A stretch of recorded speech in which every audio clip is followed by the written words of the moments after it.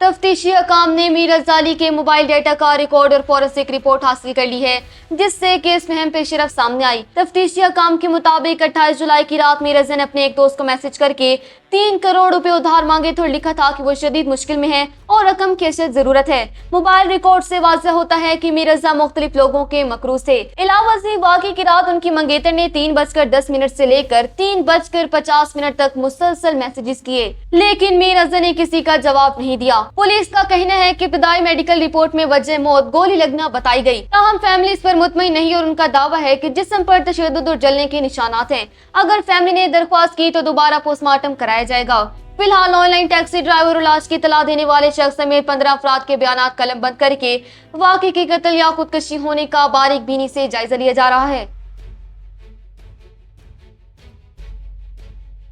वज़ीर मुमलिकत बराए दाखिला तलाल चौधरी ने पोस्ट डिवीजन के इंतखाबी जायजा इजलास से खिताब करते हुए बिलावल भुट्टो जरदारी पर सख्त तनकीद की और कहा कि लीडर शिकस्त पर रोते हुए अच्छे नहीं लगते। बिलावल भुट्टो को अपना दिल बड़ा करना चाहिए। तलाल चौधरी ने दावा किया कि आज़ाद कश्मीर इंतखाबात के पहले 2 मराहिल में मुस्लिम लीग नून की नुमाया कामयाबी वफाकी और पंजाब हुकूमत की कारकर्दगी पर कश्मीरी अवाम के एतमाद का सबूत है, क्योंकि कश्मीरियों ने काम और कारकर्दगी को वोट दिया। इजलास में जिली हल्का कोऑर्डिनेटर्स और नून लीग के उम्मीदवारों ने शिरकत की, जहाँ तीसरे मरहले के लिए इलेक्शन मुहिम और पोलिंग डे की हिकमत अमली का तफसीली जायजा लिया गया। सेनेट में अपोजिशन लीडर राजा नासिर अब्बास और तहरीक तहफ़्फ़ुज़ आईन पाकिस्तान के तर्जुमान अख़ुंज़ादा हुसैन यूसुफ़ज़ई ने हुकूमत को सियासी मुज़ाकरात में गैर संजीदा करार दे दिया। राजा नासिर अब्बास ने जियो न्यूज से गुफ्तगू में कहा कि अपोजिशन हमेशा से बामकसद डायलॉग के लिए तैयार रही और महमूद खान अजगज़ई ने तो राना सनाउल्लाह को यहाँ तक पेशकश की थी कि पार्लियामेंट के कॉन्स्टिट्यूशन रूम या उनकी रिहाइशगाह पर भी मुलाकात हो सकती है। उन्होंने वाज़ेह किया कि वो फिलहाल अरबईन की मुनासबत से बैरून मुल्क हैं, लेकिन हुकूमत संजीदा कदम बढ़ाए तो वो आज ही वापस आने को तैयार है। दूसरी जानिब अख़ुंज़ादा हुसैन का कहना था कि अगर हुकूमत वाकई मुज़ाकरात चाहती तो अपोजिशन रहनुमाओं पर इंसदाद दहशतगर्दी की मुकदमा दर्ज न कराती और ना ही अडयाला जेल में क़यादत और उनकी बहनों की मुलाकातों पर पाबंदी आयद करती। सऊदी अरब की सरकारी ऑयल कंपनी सऊदी अरामको के चीफ एग्जीक्यूटिव ऑफिसर अमीन एच नासिर ने इंकशाफ किया कि यमन के हौसी ग्रुप की जानिब से बहरी अहमर के साहली इलाकों और तंसीबात को निशाना बनाने की कोशिशों के बावजूद कंपनी की तेल की पैदावार और ऑपरेशन पर कोई असर नहीं पड़ा। उन्होंने बताया कि बेहतरीन हिफाजती इकदाम के बाइस तवानाई की फराहमी बिला तातुल जारी रही, जिसके नतीजे में खित्ते की कशीदगी के बावजूद अरामको के मुनाफा में तकरीबन 44% का खतीर इजाफा रिकॉर्ड किया गया। माहिरीन के मुताबिक मशरिक़ वस्ता में सिक्योरिटी खदशात के बावजूद अरामको का मुस्तहकम ऑपरेशन आलमी मार्केट में तेल की कीमतों को तवाज़ुन में रखने के लिए इंतहाई अहम है।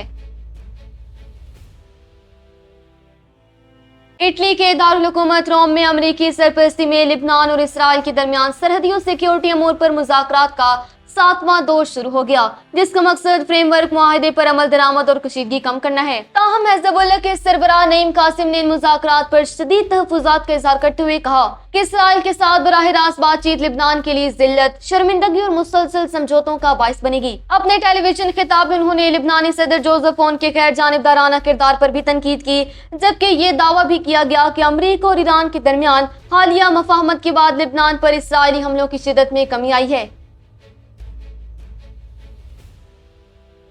वज़ीर आला पंजाब मरियम नवाज से खुशाब से ताल्लुक रखने वाले अरकान सूबाई असम्बली आसिफ मलिक और जफर अब्बास खान ने मुलाकात की, जिसमें इलाके के तरक्याती मंसूबों और अवामी मिसाइल पर बातचीत की गई।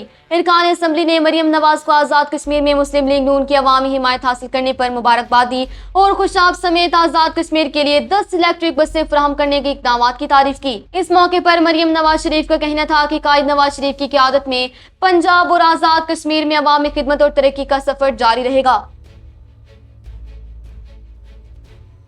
पाकिस्तान ने ज़र मुबादला के ज़खायर को इस्तेहकाम देने और बैरूनी अदायगियों का दबाव कम करने के लिए चीन से $1.3 अरब की रीफाइनेंसिंग का अमल जल्द मुकम्मल करने की बाज़ाब्ता दरख्वास्त कर दी। वज़ारत खजाना के ज़राए के मुताबिक दोनों मालिक की हकाम शराइत और ज़वाबित को हतमी शक्ल दे रही हैं और ये रकम रवा माही मौसूल होने की तवक्का है। वाज़ेह रहे कि governor state bank Jamil Ahmed के मुताबिक पाकिस्तान ने जुलाई 2026 के दौरान चीन के कमर्शियल कर्ज समेत मजमूई तौर पर $2.2 अरब के बैरूनी वाजिबात की अदायगी की थी, जिसके बाद ये रीफाइनेंसिंग इंतहाई अहम समझी जा रही है।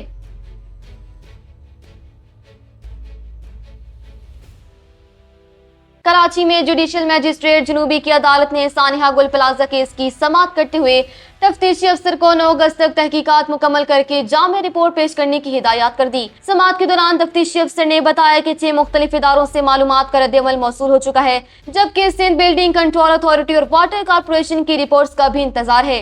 अदालत ने तमाम इदारों के साथ मिलकर हतमी रिपोर्ट अगली समाअत पर पेश करने का हुक्म दिया।